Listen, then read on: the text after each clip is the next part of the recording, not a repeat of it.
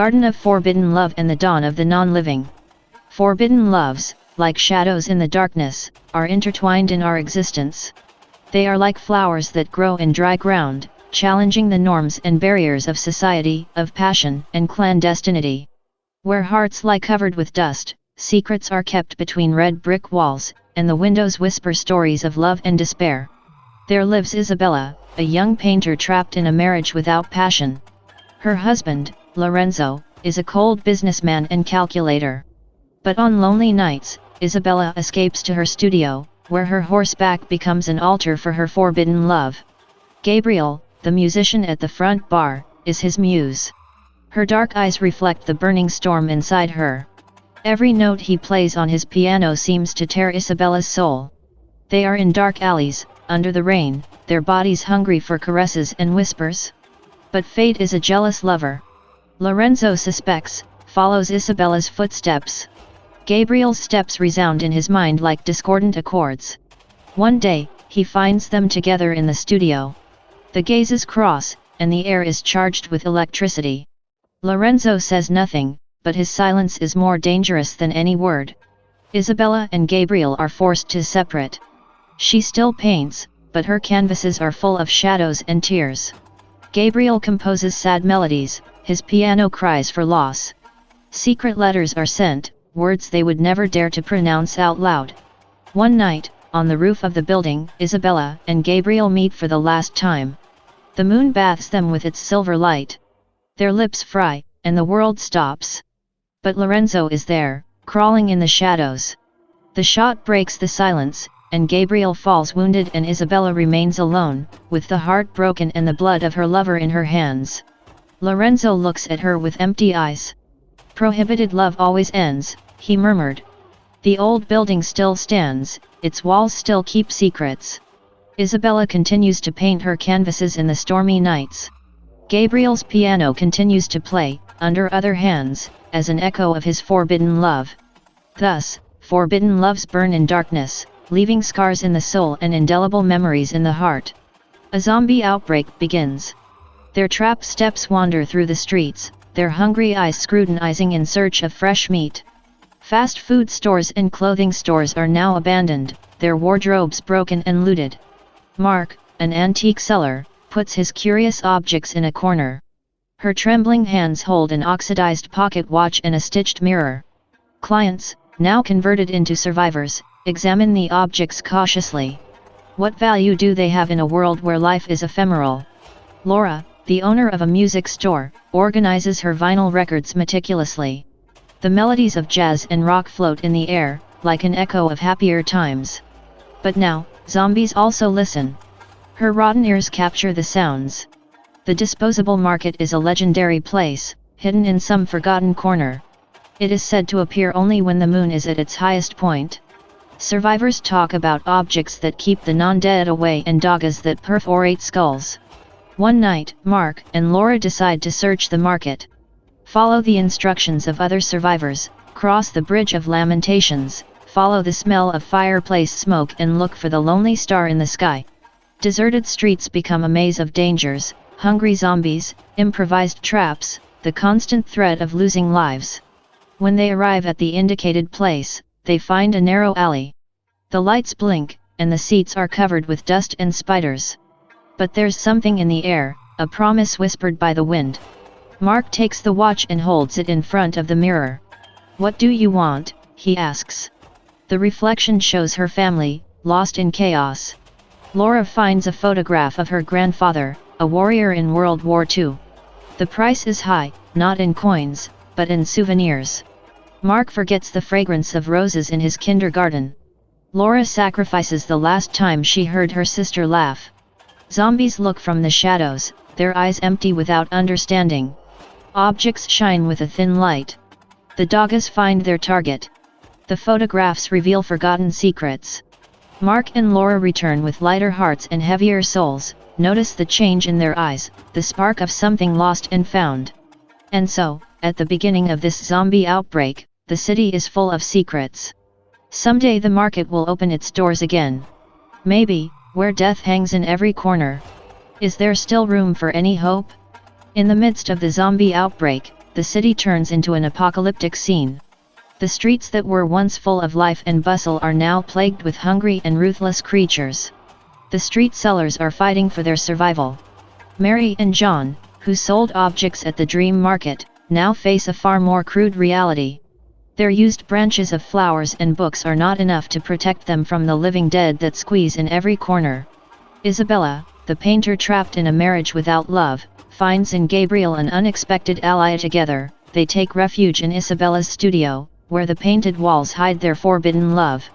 Gabriel plays his guitar, and his melodies momentaneously evade the horrible gemstones of the zombies. Days become a constant struggle. They are grouped into small communities, sharing resources and survival strategies. Elijah, the municipal inspector, has lost his authority and now loads a metal cannon as his only weapon. Her cold eyes have acquired a shade of despair. In the Garden of Forbidden Loves, Isabella and Gabriel find moments of peace. They embrace each other under the red moon, their bodies trembling of fear and desire. The broken flowers seem to whisper them words of encouragement. "We can't stay here," says Isabella.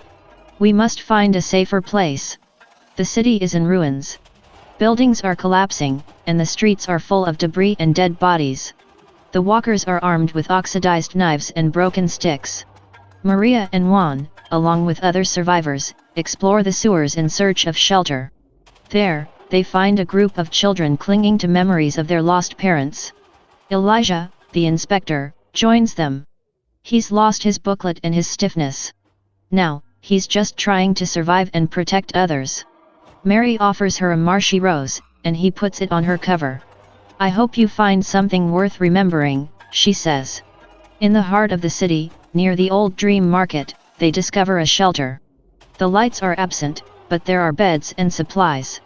Isabella and Gabriel cling to each other, their bodies tired but full of hope. Mary and John share stories of the objects they once possessed. Elijah observes the children sleeping and thinks of those who have lost themselves. Poor, in the devastation, there is something more valuable than authority and fines. Poor, in the hug or in the smile of a friend, find a new meaning. So, in the middle of the zombie outbreak, forbidden loves and broken dreams are intertwined in a struggle for survival. The city, once full of secrets, is now a bloody canvas where hope and love fight against darkness. Isabella and Gabriel, trapped in a world desolate by the zombie outbreak, find in their forbidden love a refuge from the darkness. Their encounters are furtive, under the red moon rising over the ruined buildings. Gabriel's guitar notes are mixed with the gemstones of the zombies, creating a melody of despair and passion. Isabella still paints in her studio, but now her canvases are stained with blood and ashes. Gabriel looks at her from the door, her dark eyes full of admiration. "You are my muse," she says, and she smiles, knowing that her love is an act of rebellion in a world without redemption. When the zombies attack, Isabella and Gabriel fight together.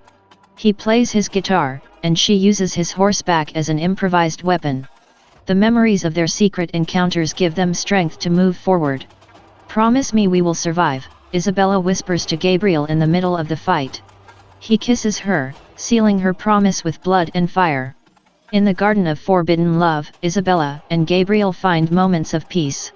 They embrace themselves under the twisted branches of the trees, their bodies trembling of fear and desire.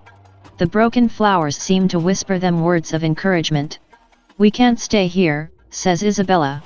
"We must find a safer place." Together, they explore the city in search of a shelter. They find an old abandoned theater, with broken chairs and torn curtains. Isabella paints murals on the walls, while Gabriel plays his guitar on the stage. The children they found in the sewers sit on the seats, listening to their stories of love and hope. Elijah, the city inspector who has become a warrior, joins his group. He's lost his booklet and his stiffness. Now, he's just trying to survive and protect others. Mary, the florist, offers her a marshy rose. "I hope you find something worth remembering," she says. At night, when the zombies dry up, Isabella and Gabriel take refuge on the stage of the theater.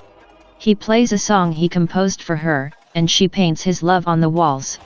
Their bodies are intertwined, their lips are searched in the dark. "We are the last lovers," Isabella murmured. "The last dreamer."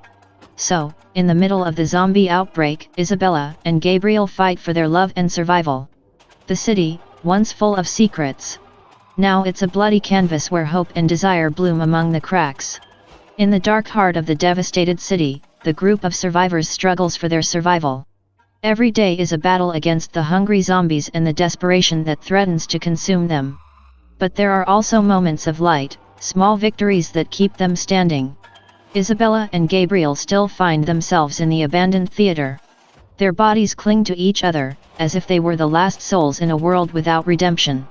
Her lips are searched in the darkness, and her sighs are mixed with the echo of the songs. Sometimes, Isabella paints portraits of Gabriel on the walls, capturing his love in desperate tracks. Lucia, the nurse, has established a small clinic in the theater. He treats wounds and diseases with limited resources, but his determination is unbreakable. Diego, the ex-military, patrols the vicinity, always alert. Sophia, the miracle girl, continues to find creative solutions to the group's problems. Elena, the wise old lady, shares stories of the city before the outbreak. He remembers the parks full of laughter, the street lights and the cafes where people gathered to talk about dreams and hopes. Not everything is lost, says Elena. We can still find beauty in the dark.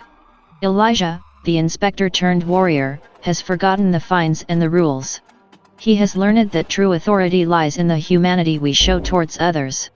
One night, when the red moon rises over the ruined buildings, the group gathers. Isabella and Gabriel look in the eyes, their souls tired but full of love. "Promise me we will survive," Isabella whispers.